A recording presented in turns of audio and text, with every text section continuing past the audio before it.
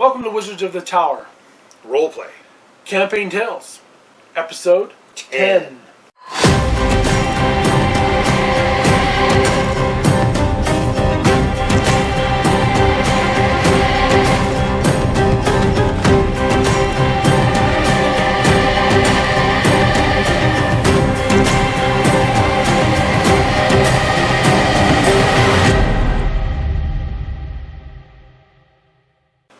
Welcome to Wizards of the Tower. Roleplay. Campaign Tales. Episode 10. 10. This episode is actually a special Halloween episode. Yeah, it's sort of a standalone, but it does exist in the world of Neverending Winter. Right. And the reason we had this is when we discovered that our game would fall near to Halloween. I think it was actually on the 28th. Yeah, it's real close. The party asked if they could have a special Halloween adventure. Halloween edition. And they asked if they could either roll up new characters or if we could just keep it within the same game. And I says, I think we can do that. Yeah. So I set my mind to what was I going to do for special Halloween edition for this party to kind of fit in and have some fun and make it very Halloween-like. So I came up with the Cursed Village and a creature out of the depths of...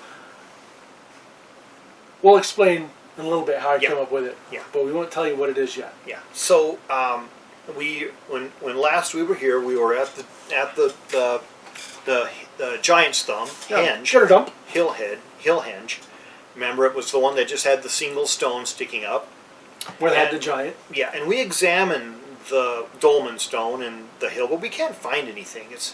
I think they might be able to break into it, but... Yeah, we think we might be able to find something, but it's really hard to get into it. And so we decided that we're going to go back, since it's only a day's travel back to where Thundred Amberhorn is at in the fortress.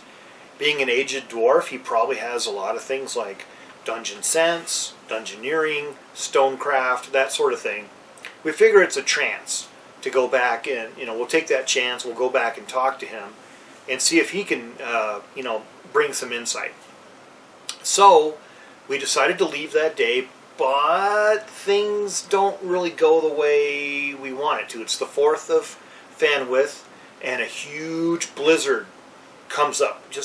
Right as you're on the way back, you come across this old, rotten, big, giant, dead tree. Yeah, out in the middle of nowhere. And we don't remember passing this, coming this way. So this is really something. Out of the swirling snow, we come across this tree.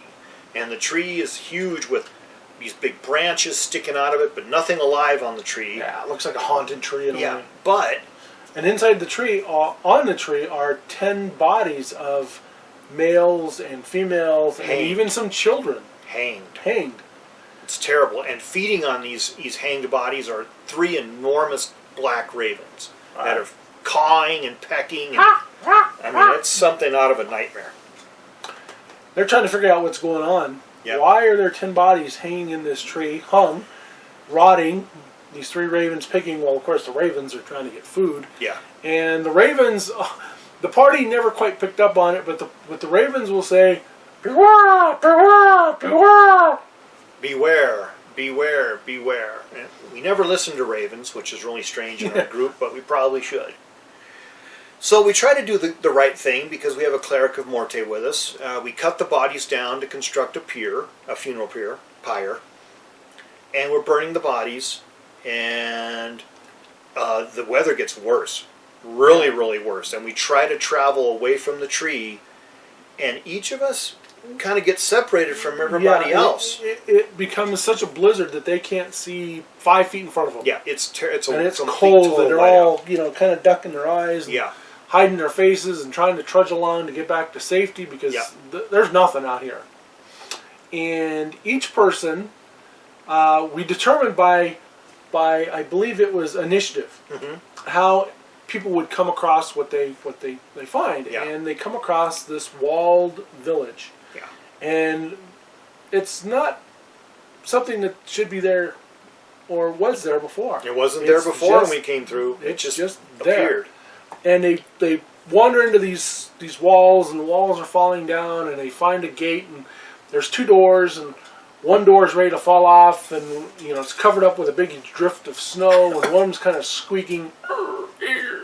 Very, very haunting and very eerie.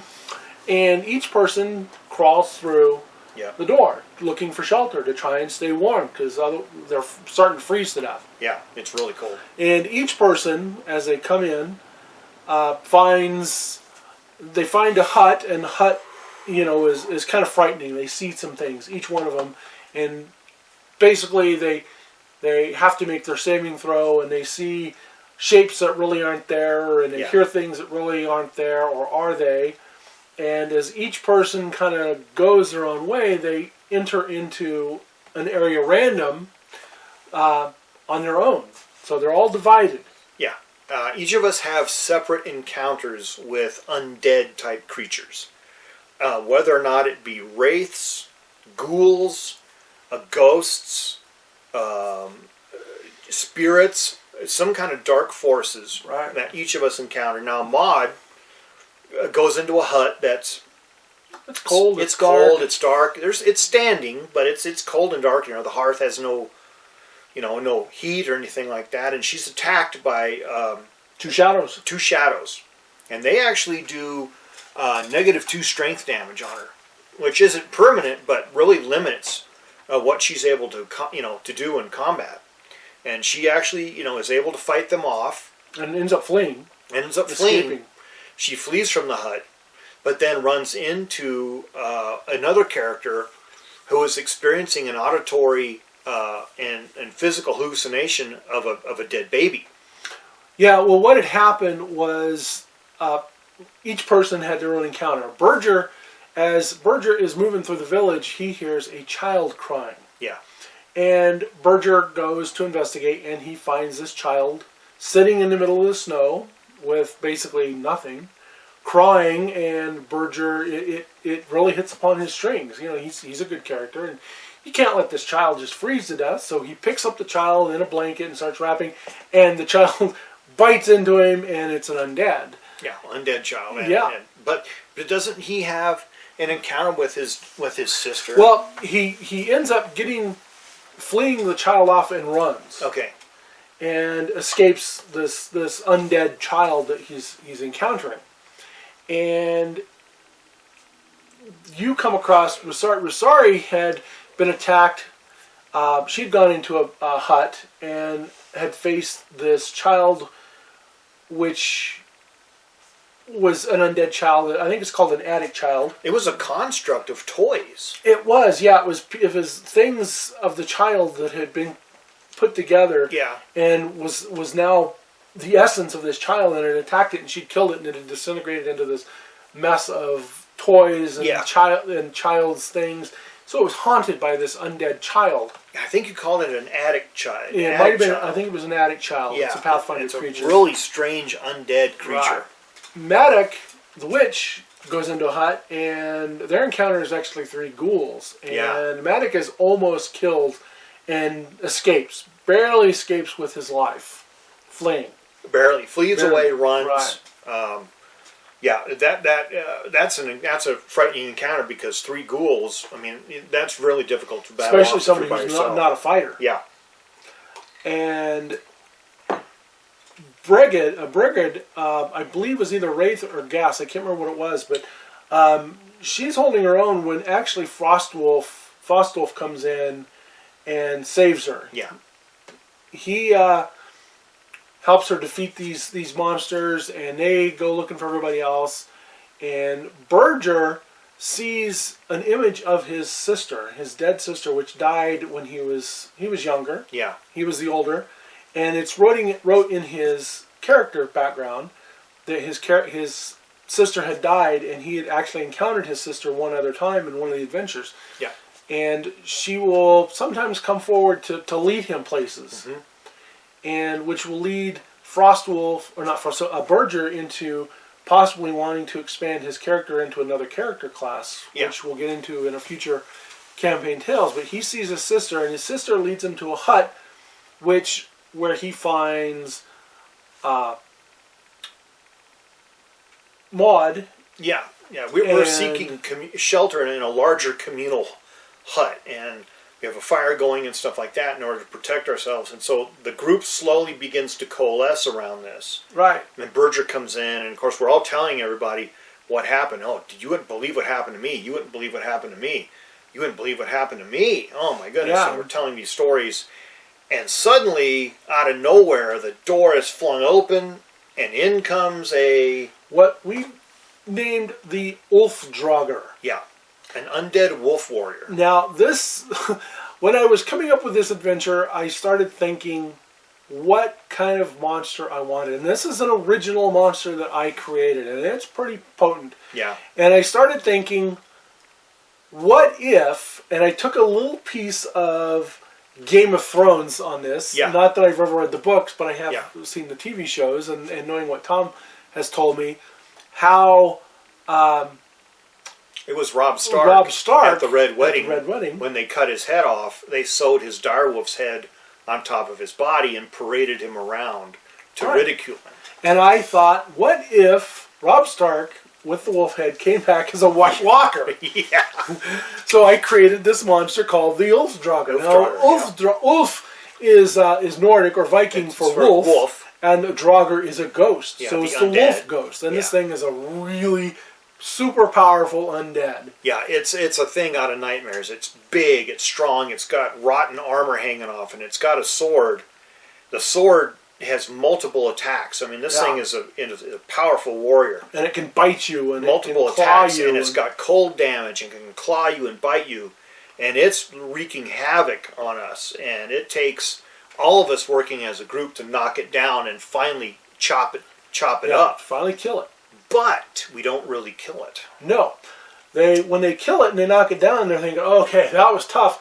It starts to come back, and they have to do it again. And every time they take it down, and they try burning it, and I think they tried acid on it, and they tried all these different things. And every time they take it down, it takes it down, but then it starts reforming. Yeah, we see it as we see its pieces start reforming back. It starts moving and growing back into its shape. We realize that it's under a curse. Yeah, that it's bad news. Yeah, so by examining the body, we figure out, you look at it, the wolf's head has been roughly sewn onto its body. We figure somebody did that to humiliate this warrior. And we're not sure of the actual background, and we're not sure of the circumstances, but it comes to us that this person has been humiliated and is under a curse. Now, the only thing that we can see from the door of the hut, right outside the door, is an old well. And it's an old stone well with a little roof over it. And the main like Jarl's hut, or the main meeting hall. Yeah.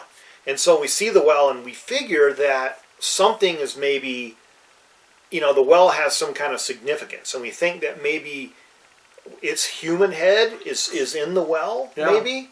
And so as we're chopping this thing up, we're keeping some party goes to investigate through the well. Yeah, we're keeping a close eye on this thing so it can't completely reform.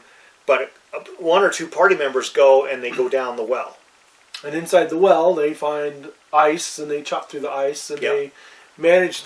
Rolf ends up being the one that goes down because Rolf is immune to cold. Yeah, he is not bothered by cold. Everyone else tries to get into the ice water, and they immediately start taking damage from the ice water. Tremendous cold, freezing damage. Cold. Yeah. Well, Rolf was the only one immune to it. Yeah, and he actually has a fairly decent, dex and climb.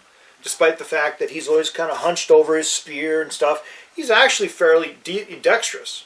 And we rig a rope for him, and we send him down the well, and he breaks through the ice with his spear. He goes to the bottom, and he goes down into the water. And of course, he's not affected by the cold water. He's already the cold god, right? The cold demigod. He goes under and he finds a skull, a human skull, and so he brings it back up. And we remove the wolf's head. And he also finds treasure that's been thrown down there. Well, he does. Hidden. It's actually been thrown down there hidden. Yeah, he finds a lot of treasure and stuff, but we'll get to that, right after we deal with his skull. We cut the wolf's head from the thing's body and put its skull back in form, and as soon as we do that, the storm disappears. And of course it's cold, but the blizzard completely disappears and clears out. And we realize the curse has been lifted. Right, the Ulfdrauger is no more. Yeah, it just turns to ash. Just that's it. And it was this mysterious cursed warrior that was seeking revenge against those who had humiliated it, or something like that. Maybe it's Jarl, or maybe the Jarl's men, or something. Or somebody raided, or some raiders in the village. But had been hanging out in that village, taking revenge against everybody, and the whole place was a bastion of undead. I mean, it's a hotbed of undead in there.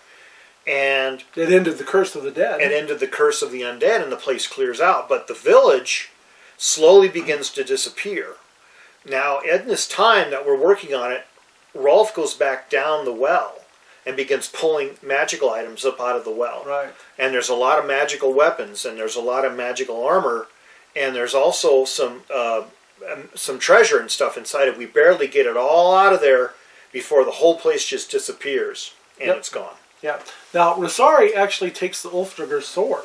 That's right. And the Ulfdrauger's sword it's a legacy or an artifact-based way. It's not totally artifact, but it will gain stronger as she gets more powerful. Yeah. And some of the abilities that it has is it actually grants her speed. It grants her haste.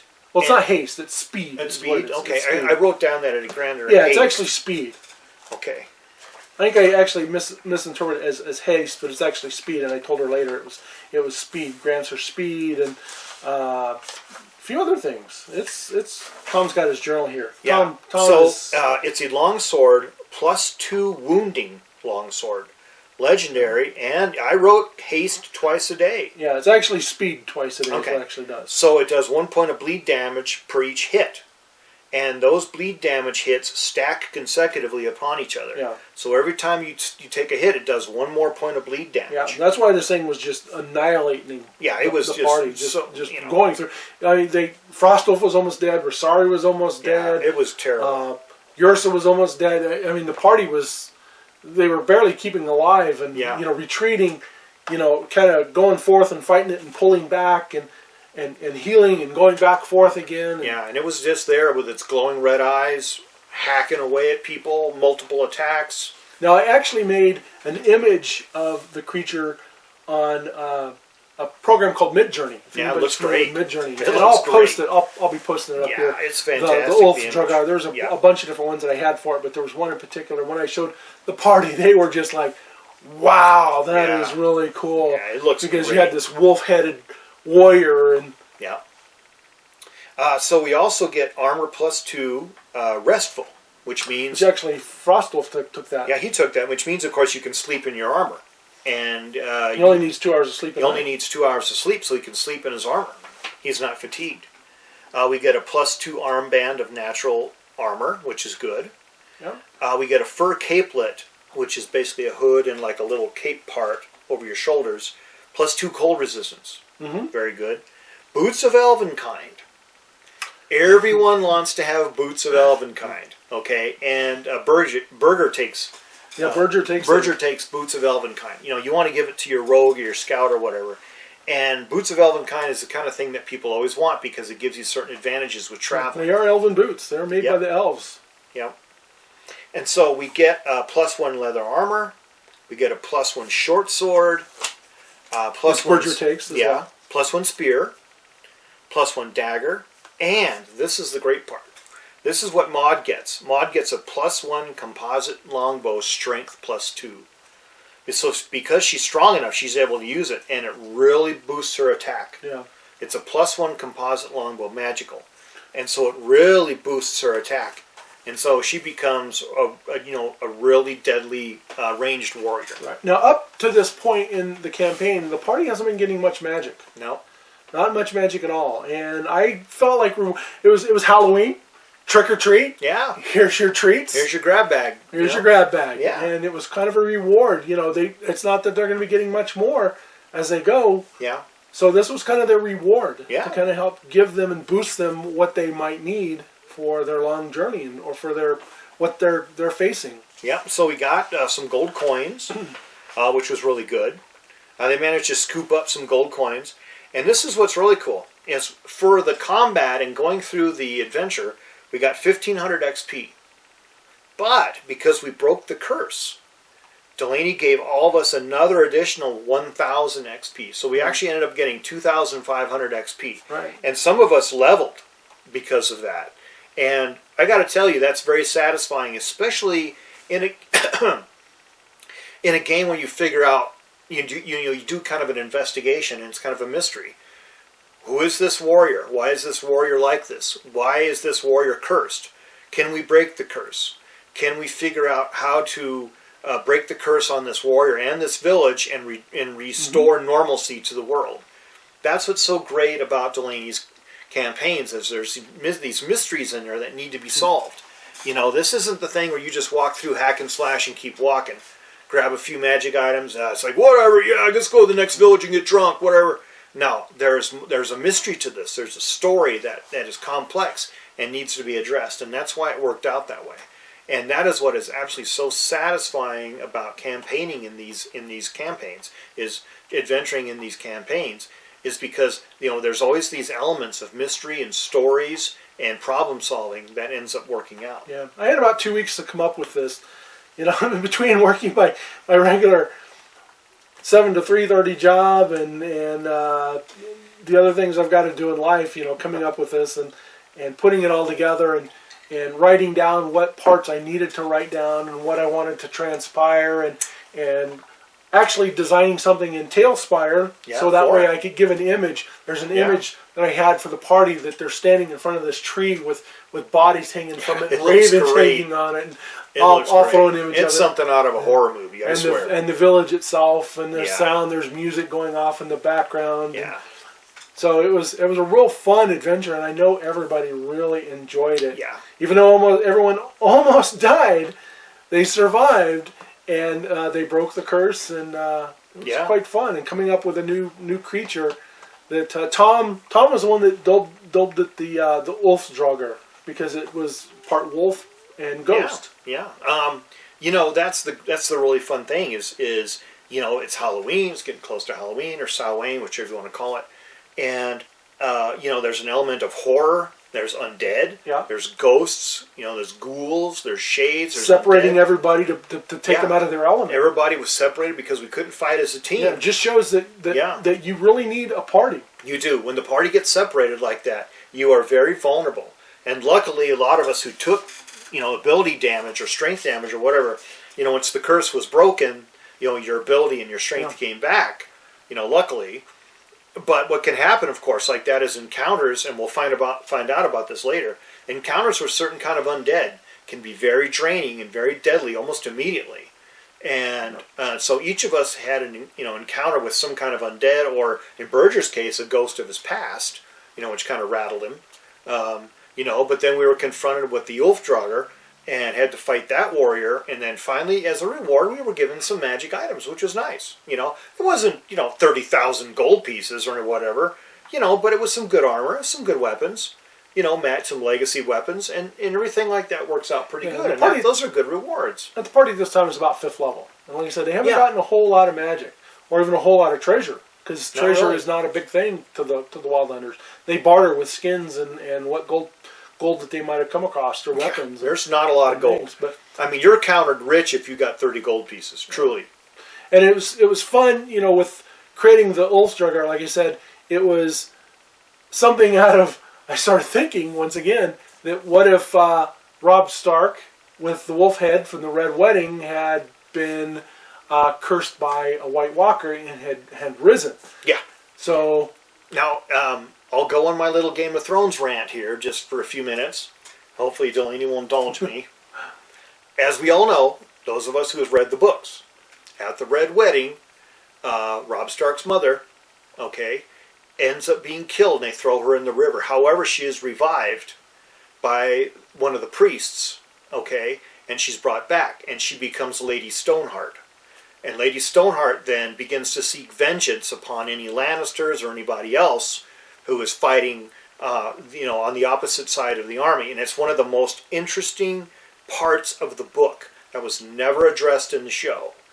And it was so gratifying to have Delaney create a great character from that, with not from that, but it's sort of, with that idea. Yeah, it was like inspired by. Yeah, inspired by. it was so gratifying to have that. It's like, wow, what if Lady Stoneheart had come back, and what if that Red Priest would have actually, raised Robb Stark's body and made him come back as an undead warrior with his wolf head on his head, wreaking vengeance against the Lannisters and everybody else, against the Boltons, because it was one of the Boltons that killed him. What if that happens, and how interesting, absolutely interesting that story would have become, the show would have become, instead of the horrible, horrible, terrible thing that it eventually did become. And this is what happens when that's my rant. This is what happens when a DM starts running through their mind. It's like, okay, what do I got to come up with? Yeah. Oh, wow, this is kind of cool. What happens if? Yeah, exactly. And you can come up with some pretty interesting things. And Ulfdrauger was one of those fun monster type creatures to come up with and to actually design, and then using an application to. I'm not excuse me. I'm not an artist by any means, but throwing it into Midjourney and having really Midjourney come up with these images and playing around with it, and it's like, wow, this is something from your nightmare. Yeah. And the party, I know, really appreciated seeing that, having that image of, instead of just describing it, mind's eye. Yeah. Of, you have this 7-foot tall human warrior undead with this rotted wolf head and rotted armor. They actually got to visualize it and see it. Yeah. Very good. Yeah. So with that, we're going to end this episode of Campaign Tales. This is Wizards of the Tower. Role play. May all your adventures be epic. And keep on role playing. Thank you, folks.